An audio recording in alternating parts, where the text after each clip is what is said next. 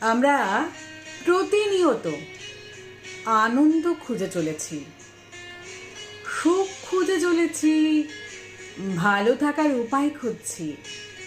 মন্দির, মসজিদ, গির্জায়, কখনো পাহাড়, নদীর কাছে, আবার কখনো শপিং করতে করতে আনন্দ ধরবার চেষ্টা করছি।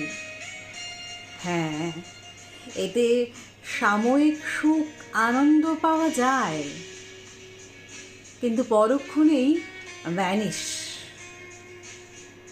কিন্তু কেন এমন হয়?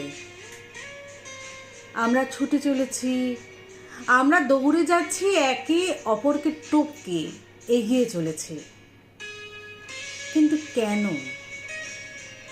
সুখ, আনন্দ, ভালো থাকা এগুলো অভ্যেস, নিজের মধ্যে গড়তে হবে। কেউ আপনাকে চিরসুখী করতে পারবে না। তাই